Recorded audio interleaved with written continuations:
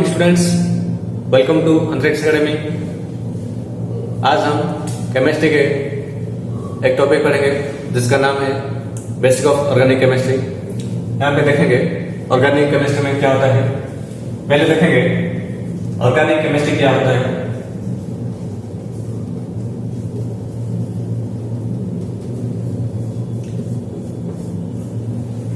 पहले इसका डेफिनेशन होता है, it is the branch of chemistry which deals with the study of hydrocarbon and the carbon compound. इसका definition होता है the branch of chemistry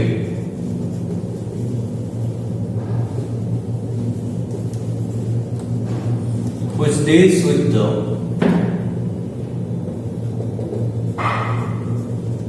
story of hydrocarbon.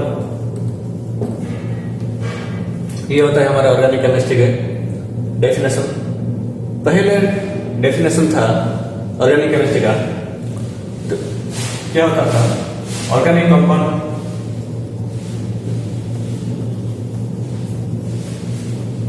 ये होता है the compound which are formed from living things।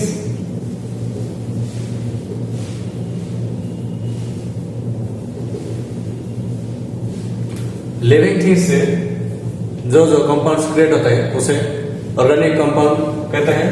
और inorganic compound किसे कहते हैं, जो कंपाउंड नॉन लिविंग थिंग्स से ऑब्टेन किया जाता है उसे इनऑर्गेनिक कंपाउंड कहते हैं। ऑर्गेनिक कंपाउंड लिविंग थिंग्स से में आता है। इसका एग्जांपल होता है ऑर्गेनिक कंपाउंड का कार्बोहाइड्रेट, प्रोटीन, फैट्स और ऐसे विटामिन एक्सेट्रा। ये सब ऑर्गेनिक कंपाउंड में आता है जो कि लिविंग थिंग्स में पाया जाता है।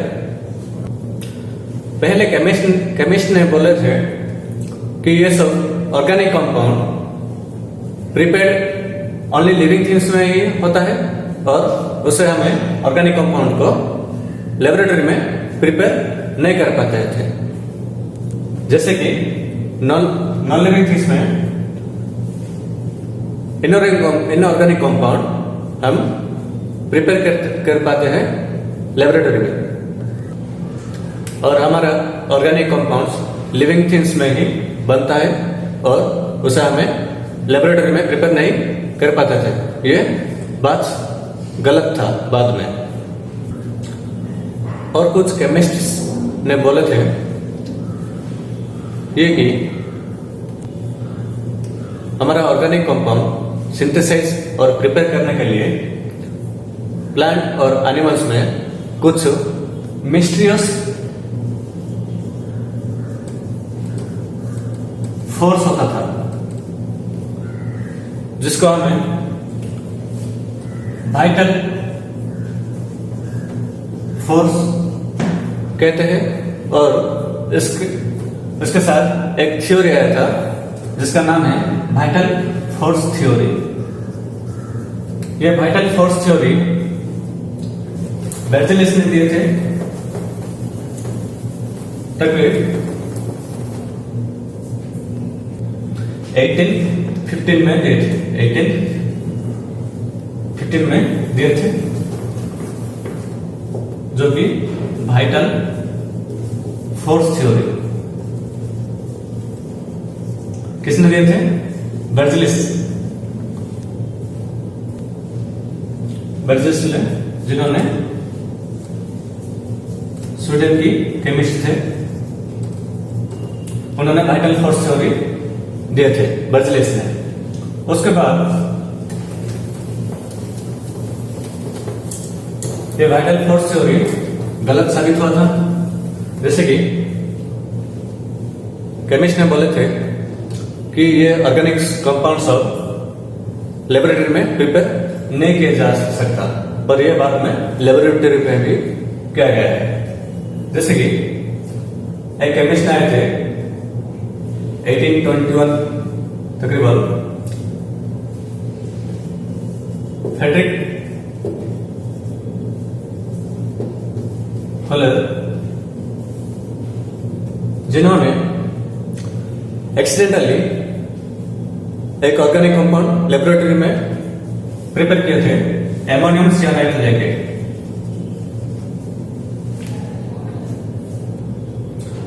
एमोनियम सियानाइड लेकर उन्होंने यूरिया बनाया है। एमोनियम सियानाइड एक इनऑर्गेनिक कंपाउंड होता है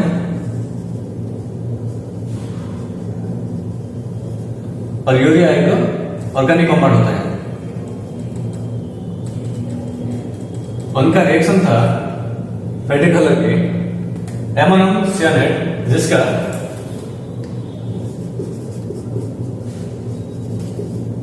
यह है हमारा एमोनियम सियानाइड, उसको हीट करके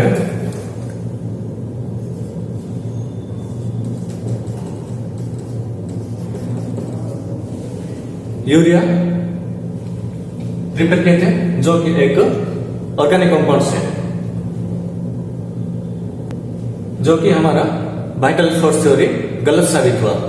और उसके बाद बहुत कुछ ऑर्गेनिक कंपाउंड्स डिस्कवर किए गए हैं लेबोरेटरी में। जैसे कि कुछ साइंटिस्ट आए थे, कोल्बे ने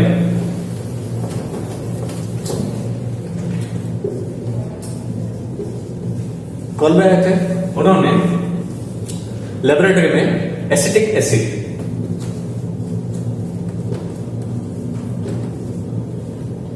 प्रिपेयर किए और उसका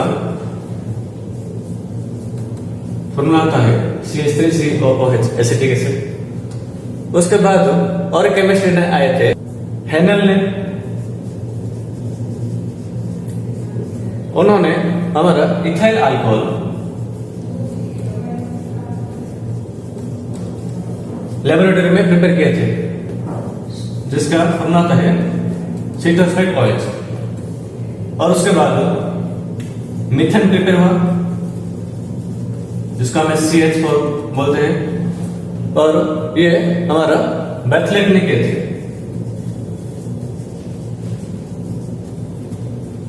तो कोल्बे ने एसिटिक एसिड प्रिपेयर किए थे लेबोरेटरी में, हेनल ने भी लेबोरेटरी में इथाइल अल्कोहल, मीथेन एसिड जैसे कंपाउंड उन्होंने लेबोरेटरी में प्रिपेयर किए थे।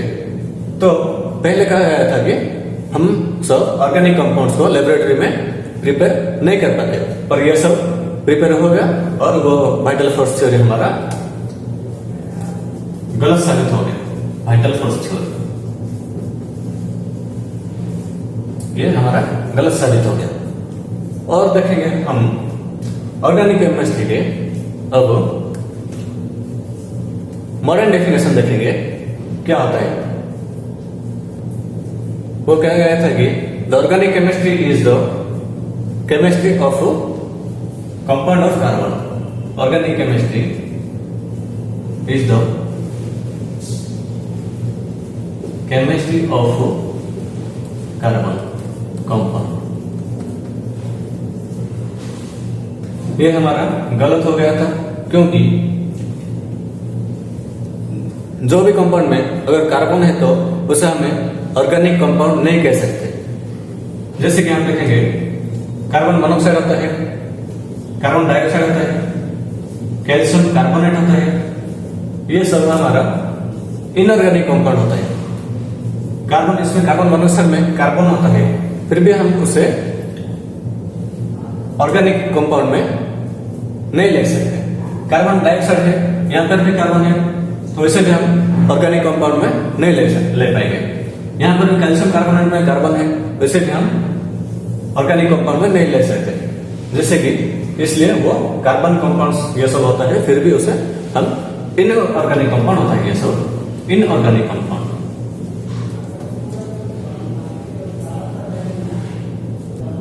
इसलिए कहा गया है कि organic chemistry is the chemistry of hydrocarbon.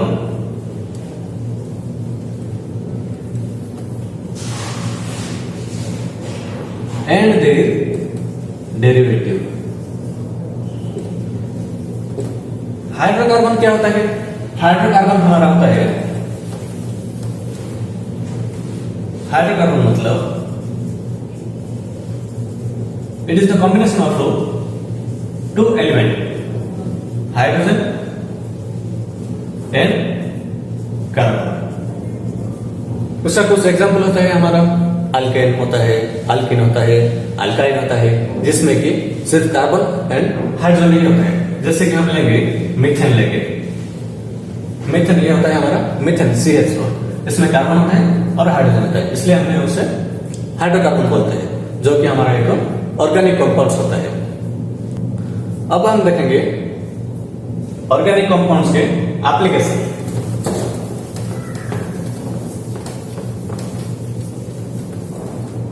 Organic compounds के एप्लीकेशन देखेंगे, जैसे कि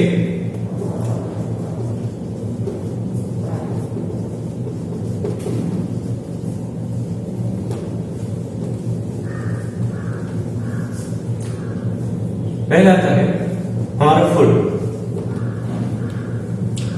हमारा फूड में बहुत कुछ ऑर्गेनिक कंपाउंड्स पाए जाते हैं, जैसे कि कार्बोहाइड्रेट होते हैं, फैट्स होते हैं, विटामिन होते हैं और एटसेट्रा ये सब होते हैं, जो कि हमें फूड में पाया जाता है। और कहां पे हम पाया जाता है? मेडिसिन में। मेडिसिन पे भी हम ऑर्गेनिक कंपाउंड्स पाया जाता है, जैसे कि हमारे कुछ ऑर्गेनिक कंपाउंड्स लेकर बहुत कुछ मेडिसिन होता है, जैसे कि एस्पिरिन होता है, पेनिसिलिन होता है और बहुत सारे मेडिसिन बनता है ऑर्गेनिक कंपाउंड्स लेकर। उसके बाद और एक एप्लीकेशन होता है, फ्यूल होता है, लग्जरी होता है। फ्यूल में देखेंगे हम हमारा पेट्रोल, डीजल, केरोसिन, ये सब हमारा ऑर्गेनिक कंपाउंड से ही बना हुआ है। लग्जरीज जैसे कि हमारा हम जो यूज करते हैं कॉस्मेटिक, परफ्यूम, क्रीम्स, ये सब हमारा ऑर्गेनिक कंपाउंड्स में से ही बना हुआ होता है। और एक जैसे कि एक्सप्लोसिव, एक्सप्लोसिव में भी यूज आता है TNT, जिसका फुल फॉर्म है ट्राई नाइट्रो टोल्यून। ट्राई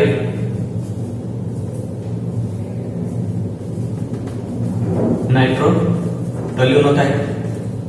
और डायनामाइट भी होता है, नाइट्रोग्लिसरीन, ये सब एक्सप्लोसिव में हम ऑर्गेनिक कंपाउंड्स से ही बनता है। और बहुत कुछ होता है। अब हम देखेंगे ऑर्गेनिक केमिस्ट्री का डेफिनेशन में जो था,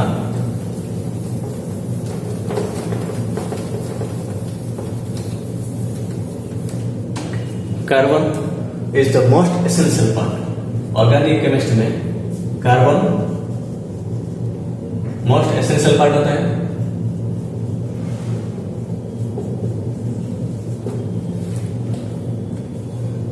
और कार्बन सभी ऑर्गेनिक कंपाउंड में पाया जाता है।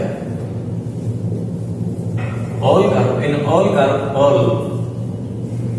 Organic compound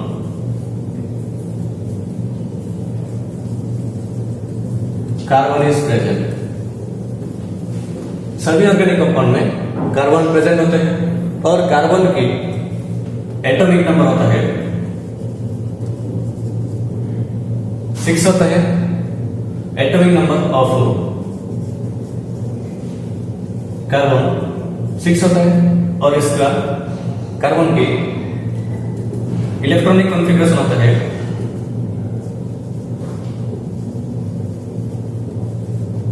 2, 4। इसमें 4 होता है इसका आउटरमोस्ट इलेक्ट्रॉन और वैलेंस इलेक्ट्रॉन बोलते हैं। वैलेंसी क्या होता है? कार्बन की वैलेंसी होता है 4 होता है। कार्बन की दो प्रॉपर्टी, मेन प्रॉपर्टी होता है जिसमें वो बहुत कंपाउंड्स क्रिएट कर पाते हैं। वो दो प्रॉपर्टी होते हैं कार्बन की, पहला वाला टेट्रा वैलेंसी और दूसरा होता है कैटिनेशन प्रॉपर्टी। पहला प्रॉपर्टी होता है टेट्रा वैलेंसी, इसमें कार्बन की वैलेंसी होता है 4, टेट्रा वैलेंसी मतलब टेट्रा मीन्स 4 होता है और वैलेंसी मतलब टेट्रा वैलेंसी जिसमें कार्बन की वैलेंसी होता है 4 होता है। इसमें कार्बन में आउटरमोस्ट इलेक्ट्रॉन में 4 इलेक्ट्रॉन होता है, जैसे कि वो ऑक्टेट फुलफिल करने के लिए 4 इलेक्ट्रॉन लूज करना पड़ेगा, नहीं तो 4 इलेक्ट्रॉन उसे गेन करना पड़ेगा। लूज करना पड़ेगा नहीं तो गेन करना पड़ेगा। अगर लूज करना पड़ेगा तो उसे ज्यादा एनर्जी चाहिए जो कि पॉसिबल नहीं होता है। और हमारी कार्बन में 4 इलेक्ट्रॉन लूज नहीं करता और गेन नहीं करता। वो जो कंपाउंड बनाता है शेयरिंग पर ही कंपाउंड बनाता है, बाय शेयरिंग। वो शेयरिंग बनाकर कोवेलेंट कंपाउंड बनाता है।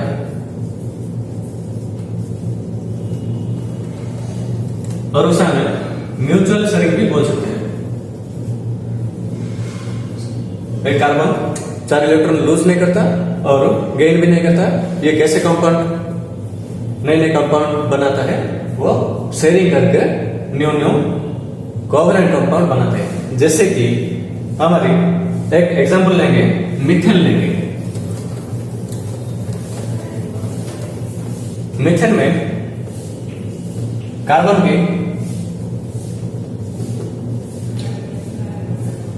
के आउटमोस्ट इलेक्ट्रॉन में 4 इलेक्ट्रॉन होता है, जैसे में 4 इलेक्ट्रॉन रहती, और हाइड्रोजन होता है। हाइड्रोजन की आउटरमोस्ट इलेक्ट्रॉन में एक इलेक्ट्रॉन रहता है और हाइड्रोजन को उसकी स्टेबल कंप्लीट करने के लिए एक इलेक्ट्रॉन जरूरत होता है। जैसे कि हाइड्रोजन के पास एक है और वो और एक इलेक्ट्रॉन कार्बन से लेकर वो एक स्टेबल हो गया, यह हाइड्रोजन स्टेबल हो जाएगा। ऐसे 4 हाइड्रोजन स्टेबल हो जाए। और कार्बन को ऑक्टेट कंप्लीट करने के लिए 4 इलेक्ट्रॉन है और 4 इलेक्ट्रॉन चाहिए। जैसे कि हाइड्रोजन के 4 हाइड्रोजन से 4 इलेक्ट्रॉन ले लिया और उसमें वो स्टेबल ऑक्टेट कंप्लीट कर लिया। ऐसे ही हाइड्रोजन और कार्बन में शेयरिंग होता है, जैसे कि कंपाउंड्स क्रिएट होता है। ये सिर्फ कार्बन की टेट्रा वैलेंसी प्रॉपर्टी से ही कर पाता है, कंपाउंड क्रिएट कर पाता है। और देखेंगे और प्रॉपर्टी था कार्बन की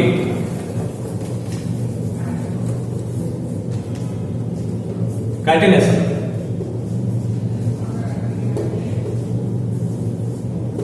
ये कैटिनेशन होता क्या है? यहां पे सेल्फ लिंकिंग, कैटिनेशन का डेफिनेशन में होता है the self linking ability of an atom. कोई भी एटम सेल्फ खुद ही लिंक होके कुछ कंपाउंड बनाता है, उसे सेल्फ लिंकिंग कहते हैं और इस प्रॉपर्टी को कैटिनेशन कहते हैं। जैसे कि कार्बन, ये कार्बन सिर्फ खुद की लिंक की है, और भी कार्बन लिंक हो सकता है। ऐसे 100, 200, 300 तक कार्बन की लिंकिंग हो सकता है और इसमें वो बहुत सारे कुछ कंपाउंड क्रिएट कर सकता है। और ये प्रॉपर्टी सिर्फ कार्बन की ही होता है। हमारी कैटेनेशन प्रॉपर्टी सबसे ज्यादा कार्बन में पाया जाता है। सबसे ज्यादा कैटेनेशन प्रॉपर्टी कार्बन से ही पाया जाता है, जो कि वो सेल्फ लिंकिंग करके बहुत सारे कंपाउंड क्रिएट कर लेता है। और आप देखेंगे ये कार्बन लिंक, ये कार्बन कंपाउंड सेल्फ लिंकिंग करके डिफरेंट तरीके के स्ट्रक्चर बना लेता है। जैसे कि 3 स्ट्रक्चर होता है जनरली। पहला होता है चेन स्ट्रक्चर होता है। दूसरा देखेंगे हम ब्रांच, और तीसरा देखेंगे रिंग लाइक स्ट्रक्चर।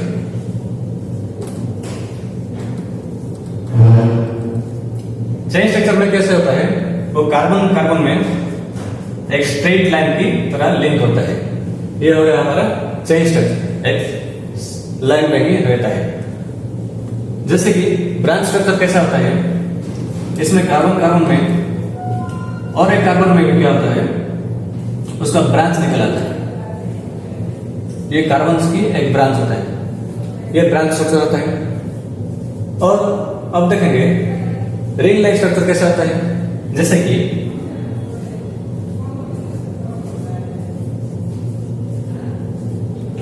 ये एक रिंग लाइक स्ट्रक्चर हो गया है। और एक देखेंगे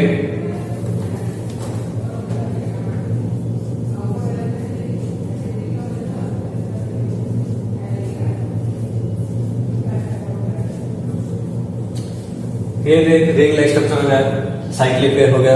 उसको हम अब देख लिए 3 स्ट्रक्चर देख लिए। जैसे कि चेन स्ट्रक्चर देखे हैं कार्बन की, ब्रांच स्ट्रक्चर देख लिए और रिंग स्ट्रक्चर भी हो गया है।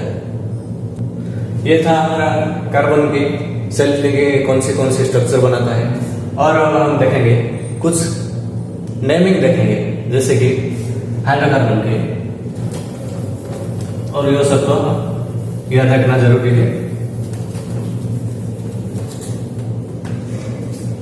देखेंगे एल्केन देखेंगे, इसका जनरल फॉर्मूला होता है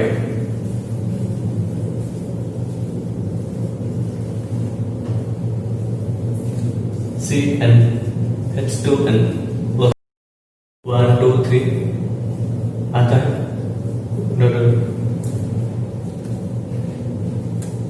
तो वो जानने से पहले और हमको याद रखना चाहिए कितना कार्बन होता है।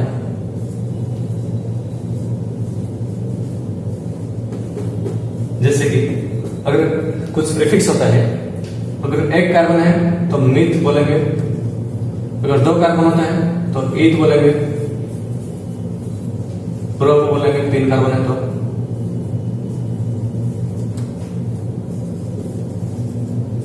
6 है तो हेक्स बोलेंगे, 7 है तो हेक्ट बोलेंगे, और भी 8 है, 9 है, 10 होता है। तो पहले देखेंगे ये एक कार्बन होता है मीथ बोलेंगे, 2 कार्बन होता है तो ईथ बोलेंगे, 3 कार्बन होता है प्रोप, ब्यूट, पेंट, हेक्स, हेक्ट बोलते हैं। तो इसमें देखेंगे पहला वाला क्या आता है, अल्केन में N में 1 डालेंगे और इसके सफिक्स क्या आता है, A आता है लास्ट में।